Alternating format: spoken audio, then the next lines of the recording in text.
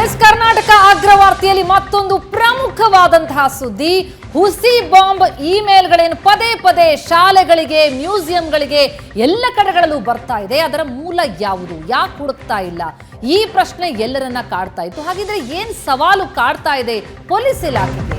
Police ಇಲಾಖೆಗೆ ಹುಸಿ bomb ಬೆದರಿಕೆಗಳು, ಇಮೇಲ್ಗಳು ಸವಾಲಾಯ್ತಾ? ಹಾಗಿದ್ರೆ ಯಾಕಂದ್ರೆ ಅಂದ್ಕೊಂಡಷ್ಟು ಸಾಮಾನ್ಯ ಅಲ್ಲ ಈ ಕೇಸ್. ಇದುವರೆಗೂ ಒಂದೇ ಒಂದು ಕರೆಯ ಮೂಲ ಸಿಕ್ಕಿಲ್ಲ, ಒಂದೇ ಒಂದು ಇಮೇಲ್ನ ಮೂಲ ಸಿಕ್ಕಿಲ್ಲ. ಪೊಲೀಸರ ಚಾಣಾಕ್ಷತನಕ್ಕೆ ಸವಾಲಿಸ್ತಿದ್ದಾರೆ ಈ ಹುಸಿ ಬಾಂಬ್ ಬೆದರಿಕೆಯನ್ನ ಒಡ್ದಂಥವ್ರು. ದಿನೇ ದಿನೇ ಹೆಚ್ಚಾಗ್ತಲೇ ಹೋಗ್ತಾ ಇದೆ ಬಾಂಬ್ ಬೆದರಿಕೆಯ ಪ್ರಕರಣ. ಆದ್ರೆ ಖಾಕಿ ಪಡೆಗೆ ಮಾತ್ರ ಬೆದರಿಕೆಯೊಡ್ಡಿದ್ದು ಯಾರು ಅನ್ನೋದು ಕಬ್ಬಿಣದ ಕಡಲೆಯಾಗಿದೆ. ಶಾಲೆಗಳು, ಮ್ಯೂಸಿಯಂ, ಕಚೇರಿಗಳಿಗೆ ಹುಸಿ ಬಾಂಬ್ ಬೆದರಿಕೆ. ಅನಾಮಧೇಯ ಮೇಲ್ ಐಡಿಯಿಂದ ಈ ಬೆದರಿಕೆಯ ಸಂದೇಶ ಬರ್ತಲೇ ಇದೆ. ಒಂದೊಂದು ಬಾರಿನೂ ಕೂಡ ಒಂದೊಂದು IP ಅಡ್ರೆಸ್ ನಿಂದ ಇಮೇಲ್ ಬರ್ತಾ ಇದೆ. ಯಾವುದೋ ವ್ಯಕ್ತಿಯ ಕುಚೇಷ್ಟೆ ಅಂತ ಆರಂಭದಲ್ಲಿ ಪೊಲೀಸರು ಅಂದ್ಕೊಂಡಿದ್ರು. ಆದ್ರೆ ಈ ಇಮೇಲ್ನ ಮೂಲ ಹುಡುಕುವಲ್ಲಿ ಸೋಲು ಆಗ್ತಾ ಇದೆ ಪೊಲೀಸರಿಗೆ. ತನಿಖೆ ಆಳಕ್ಕೆ ಇಳಿದಂತೆ ಪೊಲೀಸ್ ಇಲಾಖೆಗೆ ಬೆಚ್ಚಿ ಬೀಳ್ತಾ ಇದೆ. ಹುಸಿ ಬಾಂಬ್ ಬೆದರಿಕೆ ಹಿಂದಿದೆಯಂತೆ ಒಂದು ವ್ಯವಸ್ಥಿತವಾದಂತಹ ಜಾಲ. ಎಷ್ಟು ಜಾಲಾಡಿದ್ರೂ ಕೂಡ ಪೊಲೀಸರ ಕೈಗೆ ಈ ಇಮೇಲ್ನ ಮೂಲ ಏನಿದೆ ಅದು ಸಿಗ್ತಾ ಇಲ್ಲ. IP ಅಡ್ರೆಸ್ ಬಿಟ್ರೆ ಪೊಲೀಸರ ಬಳಿ ಏನೇನೂ ಇಲ್ಲ. ಈ ಪ್ರಕರಣಗಳು ದಿನದಿಂದ ದಿನಕ್ಕೆ ಜಾಸ್ತಿ ಆಗ್ತಾ ಇದೆ. ಇತ್ತೀಚಿನ ದಿನಗಳಲ್ಲಿ ಬಹಳಷ್ಟು ಬಾರಿ ನಾವು ಕೇಳಿದ್ದೀವಿ ಈ ರೀತಿ ಹುಸಿ ಬಾಂಬ್ ಬೆದರಿಕೆಯ ಇಮೇಲ್ಗಳು ಬಂದಿರೋದು. ಯಾಕೆ ಪೊಲೀಸರು ಇದರ ಬಗ್ಗೆ ತನಿಖೆ ನಡೆಸ್ತಾ ಇಲ್ವಾ? ಕಳೆದ ಬಾರಿ ಆದಂತಹ ಪ್ರಕರಣ ಎಲ್ಲಿಗೆ ಬಂತು? ಹಲವರ ಪ್ರಶ್ನೆಯಾಗಿರುತ್ತೆ. ಆದರೆ ಪೊಲೀಸರು ನಿರಂತರವಾಗಿ ತಮ್ಮ ಪ್ರಯತ್ನವನ್ನ ಮಾಡ್ತಲೇ ಇದ್ದಾರೆ. ಇದನ್ನ ಭೇದಿಸೋದು ಅಷ್ಟು ಸುಲಭ ಅಲ್ಲ. ಬೇರೆ ಕೇಸ್ಗಳ ರೀತಿ ಅಲ್ಲ ಇದು. ಬಹಳ ದೊಡ್ಡ ತಲೆನೋವಾಗಿದೆ ಪೊಲೀಸರಿಗೆ, ಬಹಳ ದೊಡ್ಡ ಸವಾಲಾಗಿದೆ. ಎಲ್ಲಿಂದ ಬರುತ್ತೆ ಇಮೇಲ್, ಅದನ್ನ ಭೇದಿಸೋದಿದೆಯಲ್ಲ, ಇದು ಪೊಲೀಸರಿಗೆ ಬಹಳ ದೊಡ್ಡ ಚಾಲೆಂಜ್ ಆಗಿದೆ. ಹುಸಿ ಬಾಂಬ್ ಅಂತ ತಂತ್ರ ಗೊತ್ತಾಗುತ್ತೆ ನಿಜ, ಆದ್ರೆ ಗೊತ್ತಿದ್ದು ಸುಮ್ಮನೆ ಕೂರೋದಕ್ಕಾಗಲ್ಲ. ಈ ರೀತಿಯ ಇಮೇಲ್ಗಳು ಬಂದಂತ ಸಂದರ್ಭದಲ್ಲಿ ಹೋಗಬೇಕು, ತಪಾಸಣೆ ಮಾಡಬೇಕು. ಅಲ್ಲಿರೋರಿಗೆ ಆತಂಕ. ಶಾಲೆಯಲ್ಲಂತೂ ಆದಂತ ಸಂದರ್ಭದಲ್ಲಿ ಇಡೀ ಶಾಲೆಯಲ್ಲಿ ದೊಡ್ಡದಾದಂತಹ ಒಂದು ಗೊಂದಲ ಎದ್ದಿತ್ತು. ಪೋಷಕರ ಆತಂಕಗೊಳಗಾಗಿದ್ರು. ಮರುದಿನ ಶಾಲೆ ಕಳಿಸ್ಬೇಕೋ ಬೇಡವೋ ಅನ್ನುವಂತಹ ಗೊಂದಲ ಅಲ್ಲಿ ಮೂಡಿತ್ತು. ಅಂತಹದೊಂದು ಪ್ಯಾನಿಕ್ ಸಿಚುವೇಶನ್ ಕ್ರಿಯೇಟ್ ಮಾಡ್ತಾರೆ ಈ ಹುಸಿ ಬಾಂಬ್ ಇಮೇಲ್ ಅನ್ನ ಕಳಿಸುವಂತವ್ರು. ಹಾಗಾಗಿ ಬೆದರಿಕೆ ಬಂತು ಅಂತ ನಿರ್ಲಕ್ಷ್ಯ ಮಾಡೋ ಹಾಗೂ ಇಲ್ಲ. ಆದ್ರೆ ಇದರ ಆಳಕ್ಕಿಳಿಯೋಣ ಅಂತಂದ್ರೆ ಯಾವುದೇ ಸುಳಿವು ಕೂಡ ಸಿಗ್ತಾ ಇಲ್ಲ. ಇದು ಬಹಳ ದೊಡ್ಡ ಸವಾಲಾಗಿದೆ ಪೊಲೀಸರಿಗೆ.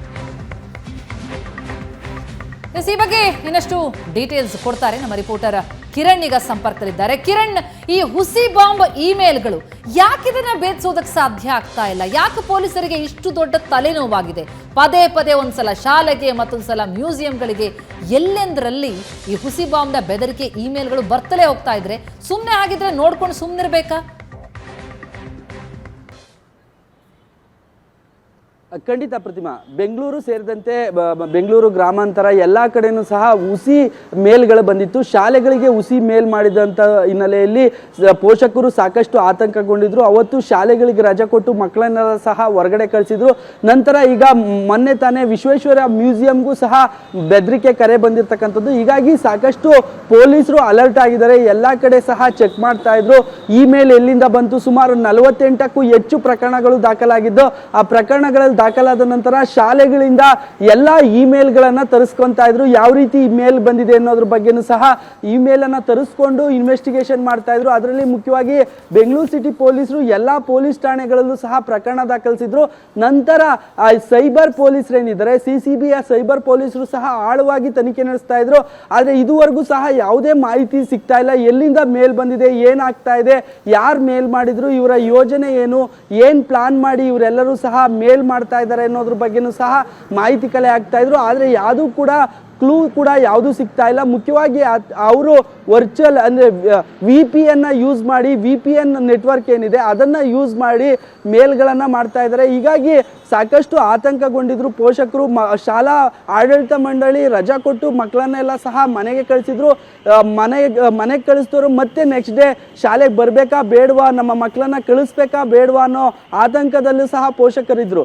ಈ ನಡುವೆ ತನಿಖೆ ನಡೆಸ್ತಾ ಇರ್ತಕ್ಕಂಥ ಪೊಲೀಸರಿಗೆ ಯಾವುದೇ ಮಾಹಿತಿ ಸಿಗ್ತಾ ಇಲ್ಲ. ಇದು ಇದೊಂದು ಪೂರ್ವ ನಿಯೋಜಿತ ಕೃತ್ಯ ಅನ್ನೋದು ಗೊತ್ತಾಗ್ತಾ ಇದೆ. ಆದ್ರೆ ಯಾವುದೂ ಸಹ ಕ್ಲೂ ಸಿಗ್ತಾ ಇಲ್ಲ. ಎಲ್ಲಿಂದ ಮೇಲ್ ಬಂದಿದೆ, ಯಾವ ಮೇಲಿಂದ ಬಂದಿದೆ, ಯಾವ ರಾಷ್ಟ್ರದಿಂದ ಬಂದಿದೆ, ಕರ್ನಾಟಕನ ಅಥವಾ ಬೇರೆ ಹೊರದೇಶದಿಂದ ಬಂದಿದೆಯಾ ಅನ್ನೋದ್ರ ಬಗ್ಗೆನೂ ಸಹ ಗೊತ್ತಾಗ್ತಾ ಇಲ್ಲ. ಮೊದಲು ಮಾಹಿತಿ ಸಿಕ್ಕಿದ್ದು VPN ಯೂಸ್ ಮಾಡಿರೋದ್ರಿಂದ ಎಲ್ಲೋ ಒಂದ್ ಕಡೆ ಅಮೇರಿಕಾ ಅಂತ ಬಂತು, ಬೇರೆ ಹೊರದೇಶ ಅಂತ ಬಂತು. ಆದ್ರೂ ಸಹ ಎಲ್ಲಿಂದ ಪರ್ಟಿಕ್ಯುಲರ್ ಆಗಿ ಮೇಲ್ಗಳು ಬರ್ತಾ ಇದಾವೆ ಅನ್ನೋದು ಅವರು ಆಳವಾಗಿ ತನಿಖೆ ನಡೆಸಿದಾಗ ಯಾವುದೂ ಸಹ ಗೊತ್ತಾಗ್ತಾ ಇಲ್ಲ. ಮುಖ್ಯವಾಗಿ ಸಾಕಷ್ಟು ಆಯಾಮಗಳಲ್ಲಿ ಪೊಲೀಸರು ತನಿಖೆ ನಡೆಸ್ತಾ ಇದ್ದಾರೆ. IP ಅಡ್ರೆಸ್ಗಳನ್ನು ಟ್ರೇಸ್ ಮಾಡೋದಕ್ಕೆ ತುಂಬ ಪ್ರಯತ್ನ ಪಡ್ತಾ ಇದ್ದಾರೆ. ಆದರೂ ಸಹ ಯಾರು ಹ್ಯಾಕರ್ಗಳಿದ್ದಾರೆ ಅವರೇ ಈ ಕೃತ್ಯ ಎಸಗ್ತಾ ಇದ್ದಾರೆ ಅನ್ನೋ ಮಾಹಿತಿ ಸಿಗ್ತಾ ಇರ್ತಕ್ಕಂಥದ್ದು. ಅದರಲ್ಲಿ VPN ಬಳಸೋದ್ರಿಂದ ಪ್ರೈವೇಟ್ ನೆಟ್ವರ್ಕ್ ಇರುತ್ತೆ, ಎಲ್ಲಿಂದ ಮೇಲ್ ಮಾಡಿದೀವಿ ಅನ್ನೋದು ಗೊತ್ತಾಗೋದಿಲ್ಲ ಅನ್ನೋ ಸಹ ಪೊಲೀಸರು ಹೇಳ್ತಾ ಇದ್ದಾರೆ. ಸಾಕಷ್ಟು ಹುಡುಕಾಟ ನಡೆಸ್ತಾ ಇದ್ರು. ಶಾಲೆಗಳಿಗೆ ಹುಸಿ ಬಾಂಬ್ ಬೆದರಿಕೆ ಮೇಲ್ ಬಂದಿತ್ತು, ಮತ್ತೆ ಮೊನ್ನೆ ವಿಶ್ವೇಶ್ವರಯ್ಯ ಮ್ಯೂಸಿಯಂಗೂ ಸಹ ಮೇಲ್ ಬಂದಿತ್ತು. ಆದ್ರ ಯಾವುದೂ ಕೂಡ ಕ್ಲೂಗಳು ಸಿಗ್ತಾ ಇಲ್ಲ, ಯಾರು ಮಾಡಿದ್ದಾರೆ ಅನ್ನೋದು ಪತ್ತೆ ಹೀಗೆ ಸುಮ್ಮನೆ ಕೂರೋದಕ್ಕಂತೂ ಆಗೋದಿಲ್ಲ. ಅಂದ್ರೆ ಇದರ ಆಳಕ್ಕೆ ಹೋಗ್ಲೇಬೇಕು. ಯಾಕಂದ್ರೆ ಇದು ಒಂದು ದಿನದ ಅಫೇರ್ ಅಷ್ಟೇ ಅಲ್ಲ, ಪದೇ ಪದೇ ಬರ್ತಾ ಇದೆ. ಶಾಲೆ ಆಯ್ತು, ಮ್ಯೂಸಿಯಂ ಆಯ್ತು, ಮತ್ತಿನ್ನು ನಾಳೆ ಇನ್ಯಾರಿಗೆ ಬರುತ್ತೋ ಈ ರೀತಿಯ ಇಮೇಲ್. ಅದು ಹುಸಿ ಅಂತ ಇದ್ರೂ ಕೂಡ ಸುಮ್ಮನೆ ಕೂರೋ ಹಾಗಿಲ್ಲ, ಅಲ್ಲೋಗಿ ಚೆಕ್ ಮಾಡ್ಲೇಬೇಕು. ಅಲ್ಲೊಂದು ಜನರಿಗೆ ಆತಂಕ ಮೂಡುತ್ತೆ, ಮತ್ತು ನಾಳೆ ನಾವು ಸೇಫ್ ಅನ್ನುವಂಥ ಪ್ರಶ್ನೆ ಮೂಡುತ್ತೆ. ಈಗ ಏನ್ ಮಾಡುತ್ತಂತೆ ಪೊಲೀಸ್ ಇಲಾಖೆ? ಹಾಗಿದ್ರೆ ಏನು ಆಗಿದ್ರೆ ಸೊಲ್ಯೂಷನ್ ಏನು ಇದಕ್ಕೆ? ಖಂಡಿತ ಈ ಮೇಲ್ಗಳೇನಾಗ್ತಾ ಇದೆ, ಈ ಹಿಂದೆ ಎಲ್ಲ ಸಹ ಶಾಲೆಗಳಲ್ಲಿ ಎಕ್ಸಾಮ್ ಇದ್ದ ಸಂದರ್ಭದಲ್ಲಿ ಯಾವ ಹುಡುಗ ಓದಿಲ್ಲ ಅನ್ನೋ ಕಾರಣಕ್ಕೆ ಎಕ್ಸಾಮನ್ನು ತಪ್ಪಿಸ್ಬೇಕು, ಬೋರ್ಡ್ ಎಕ್ಸಾಮ್ ಇರುತ್ತೆ ಅನ್ನೋ ತಪ್ಪಿಸ್ಬೇಕು ಅಂತ ಕಾರಣಕ್ಕೆ ಕೆಲವರು ಬಾಂಬ್ ಇಟ್ಟಿರೋದಾಗಿ ಮೇಲ್ಗಳು ಬರ್ತಾ ಇದ್ದೋ. ಅದರಲ್ಲಿ ಈಗ ಇದನ್ನು ತಪ್ಪಿಸೋದಕ್ಕೆ ಸಾಧ್ಯನೇ ಆಗ್ತಾ ಇಲ್ಲ. ಎಷ್ಟು ಬಾರಿ ಮೇಲ್ ಬಂದರೂ ಸಹ ಈ ಹಿಂದೆ ಕೂಡ ಕಳೆದ 1 ವರ್ಷದಲ್ಲಿ ಈಗಾಗಲೇ 4-5 ಬಾರಿ ಮೇಲ್ಗಳು ಬಂದಿದ್ದಾವೆ. ಅದರಲ್ಲಿ ಮುಖ್ಯವಾಗಿ ಬಸವೇಶ್ವರ ನಗರ ಒಂದು ಶಾಲೆ ಇರ್ಬೋದು, ವೆಬ್ಗಯಾರು ಸೇರಿದಂತೆ ಹಲವು ಪ್ರೈವೇಟ್ ಸ್ಕೂಲ್ಗಳೇನಿದ್ದಾವೆ ಎಲ್ಲದಕ್ಕೂ ಸಹ ಮೇಲ್ ಬರ್ತಾ ಇರ್ತಕ್ಕಂಥದ್ದು. ಈ ಹಿಂದೆ ಮಕ್ಕಳು ಶಾಲೆಯಲ್ಲಿ ಓದಿರಲಿಲ್ಲ, ಹೀಗಾಗಿ ಪರೀಕ್ಷೆಯನ್ನು ಹೇಗಾದ್ರೂ ತಪ್ಪಿಸ್ಕೊಬೇಕು ಅನ್ನೋ ಕಾರಣಕ್ಕೆ ಬಾಂಬ್ ಇಟ್ಟಿರುವುದಾಗಿ ಸಹ ಮೇಲ್ ಮಾಡ್ತಾ ಇದ್ರು ಅನ್ನೋದು ಒಂದು ಪ್ರಕರಣ ಬೆಳಕಿಗೆ ಬಂದಿತ್ತು. ಆ ನಂತರ ಯಾವುದೂ ಪ್ರಕರಣಗಳು ಬೆಳಕಿಗೆ ಬರ್ತಾ ಇಲ್ಲ. ಎಲ್ಲಿಂದ ಮೇಲ್ ಬರ್ತಾ ಇದೆ, ಯಾಕಾಗಿ ಈ ರೀತಿ ಹುಸಿ ಬೆದರಿಕೆ ಮೇಲ್ಗಳನ್ನ ಮಾಡ್ತಾ ಇದ್ದಾರೆ ಅನ್ನೋದು ಕಂಡುಹಿಡಿಯೋದಕ್ಕೆ ಪೊಲೀಸರಿಗೆ ಕಷ್ಟ ಆಗಿದೆ. ಯಾಕಂದ್ರೆ ಟೆಕ್ನಿಕಲಿ ನಾವು ಕೂಡ ತುಂಬಾ ಸ್ಟ್ರಾಂಗ್ ಇದೀವಿ, ಟೆಕ್ನಿಕಲಿ ಬಹಳ ಸ್ಟ್ರಾಂಗ್ ಆಗಿ ಪೊಲೀಸ್ ಇಲಾಖೆ ಕೂಡ ಟ್ರೈ ಮಾಡ್ತಾ ಇರುತ್ತೆ. ಆದ್ರೆ ಆ ಇಮೇಲ್ ಐಡಿನ ಬ್ರೇಕ್ ಮಾಡೋದಕ್ಕೆ ಆಗ್ತಾ ಇಲ್ಲ ಅಂತ ಅಂದ್ರೆ ಯಾವುದೋ ಒಂದು ವ್ಯವಸ್ಥಿತವಾದಂತಹ ಜಾಲ ಬಹಳ ನೀಟಾಗಿ ಇದನ್ನ ಇಂಪ್ಲಿಮೆಂಟ್ ಮಾಡ್ತಾ ಇದೆ ಅನ್ಸುತ್ತಾ? ಹಾಗಾದ್ರೆ ಇದು ಬಹಳ ದೊಡ್ಡ ಕಂಟಕ ಆಗುತ್ತೆ ಮುಂದಿನ ದಿನಗಳಲ್ಲಿ ನೆಗ್ಲೆಕ್ಟ್ ಮಾಡಿದ್ದೇ ಆದಲ್ಲಿ. ಖಂಡಿತ ಶ್ವೇತಾ, ಸೈಬರ್ ಹ್ಯಾಕರ್ ಏನಿದ್ದಾರೆ ಇವರೆಲ್ಲರೂ ಸಹ ಪೂರ್ವ ನಿಯೋಜಿತ ಕೃತ್ಯವನ್ನ ಎಸಗ್ತಾ ಇರ್ತಕ್ಕಂಥದ್ದು. ಅಂದ್ರೆ VPN ಅಂದ್ರೆ ವರ್ಚುವಲ್ ಪ್ರೈವೇಟ್ ನೆಟ್ವರ್ಕ್, ಅದನ್ನ ಬಳಸ್ಕೊಂಡು ಇವರು ಮೇಲ್ ಆಗಿರ್ಬೋದು ಇತರ ಕೃತ್ಯಗಳನ್ನ ಸೈಬರ್ ಹ್ಯಾಕರ್ ಮಾಡಿರ್ತಾರೆ. ನೀವು ಹೊರಗಡೆ ಹೋಗ್ಬಿಟ್ಟು ಆ VPN ಅನ್ನ ಯೂಸ್ ಮಾಡಿ ಮೇಲ್ ಮಾಡಿದ ಸಂದರ್ಭದಲ್ಲಿ ನಿಮ್ಮ IP ಅಡ್ರೆಸ್ ಅನ್ನ ಟ್ರೇಸ್ ಮಾಡೋದಕ್ಕೆ ಆಗೋದಿಲ್ಲ. ಹೀಗಾಗಿ ಇವ್ರಿಗೆ ಇಲ್ಲಿ ತೊಂದರೆ ಆಗ್ತಾ ಇರ್ತಕ್ಕಂಥದ್ದು. ಪೊಲೀಸ ಇನ್ವೆಸ್ಟಿಗೇಷನ್ಗೆ VPN ಯೂಸ್ ಮಾಡಿದ ಸಂದರ್ಭದಲ್ಲಿ ನಿಮಗೆ IP ಅಡ್ರೆಸ್ ಒಂದು ಸಿಸ್ಟಮ್ ಆಗಿರ್ಬೋದು, ಮೊಬೈಲ್ ಆಗಿರ್ಬೋದು, ಯಾವುದೇ ರೀತಿ ಲ್ಯಾಪ್ಟಾಪ್ ಆಗಿರ್ಬೋದು, ನೀವು ಒಂದು ಮೇಲನ್ನು ಕಳಿಸ್ತೀರಾ ಅಂದಾಗ ಅಲ್ಲಿ ಕನೆಕ್ಷನ್ ತಗೊಂಡಿರ್ತಾರೆ, IP ಅಡ್ರೆಸ್ ಇರುತ್ತೆ. ಆ IP ಅಡ್ರೆಸ್ ಸಿಕ್ಕಿದ್ರೆ ಸಹ ಪೊಲೀಸರು ತನಿಖೆಯನ್ನು ಮುಂದುವರಿಸೋದಕ್ಕೆ ಸಾಧ್ಯ ಆಗ್ತಾ ಇರ್ತಕ್ಕಂಥದ್ದು. ಇಲ್ಲಿ VPN virtual private network use ಮಾಡಿರೋದ್ರಿಂದ ನಿಮಗೆ IP ಅಡ್ರೆಸ್ ಟ್ರೇಸೇ ಆಗೋದಿಲ್ಲ. ಹ್ಯಾಕರ್ಗಳೇನಿದ್ದಾರೆ ಅದನ್ನು ಹ್ಯಾಕ್ ಮಾಡಿ VPN ಮೂಲಕ ಮೇಲ್ ಮಾಡಿದಾಗ ನಿಮ್ಮ IP ಅಡ್ರೆಸ್ ಟ್ರೇಸ್ ಆಗೋದಿಲ್ಲ. ಹೀಗಾಗಿ ಅವ್ರಿಗೆ ಇನ್ವೆಸ್ಟಿಗೇಷನ್ಗೆ ತೊಂದರೆ ಆಗ್ತಾ ಇದೆ. ಎಲ್ಲಿಂದ ಮೇಲ್ ಬರ್ತಾ ಇದೆ, ಅದು IP ಅಡ್ರೆಸ್ ಏನು, ಅದೇ ನಿಮಗೆ ಗೊತ್ತಾಗದೇ ಇದ್ದಾಗ ಪೊಲೀಸರು ಯಾವುದೇ ಕಾರಣಕ್ಕೂ ಸಹ ತನಿಖೆಯನ್ನು ಮುಂದುವರಿಸೋದಕ್ಕೆ ಸಾಧ್ಯ ಆಗಲ್ಲ. ಥ್ಯಾಂಕ್ ಯು ಕಿರಣ್ ತಮ್ಮೆಲ್ಲ ಮಾಹಿತಿಗೆ. ಮುಳ್ಳಿಂದನೇ ತೆಗಿಬೇಕು ಅಂತಾರೆ ಶ್ವೇತಾ. ಬಹುಶಃ ಇದು ಹ್ಯಾಕರ್ಗಳ ಕೃತ್ಯ ಆಗಿದ್ರೆ ಪೊಲೀಸರು ಕೂಡ ಅದೇ ಮಾರ್ಗದಲ್ಲಿ ಹೋಗಿ ಅವರನ್ನ ಸೆರೆ ಹಿಡಿತಾರೆ ಅಂತ ಅನ್ಸುತ್ತೆ. ಯಾಕಂದ್ರೆ ಹಾಗೆ ಬಿಡೋದಕ್ಕಂತೂ ಸಾಧ್ಯ ಆಗೋದೇ ಇಲ್ಲ. ಪೊಲೀಸರು ಎಲ್ಲೇ ಇರಲಿ ಕಳ್ಳರು ಅವರನ್ನ ಹಿಡಿಯುವಂತ ಪ್ರಯತ್ನ ನಡೆಸ್ತಾರೆ. ಅದು ಬೇಗ ಸಫಲ ಆಗಲಿ, ಮತ್ತೆ ಈ ಹುಸಿ ಬಾಂಬ್ ಕರೆ ಎನ್ನುವಂತ ಸುದ್ದಿ ಸದ್ದು ಮಾಡದೇ ಇರಲಿ ಅನ್ನೋದು ನಮ್ಮ ಕಳಕಳಿ.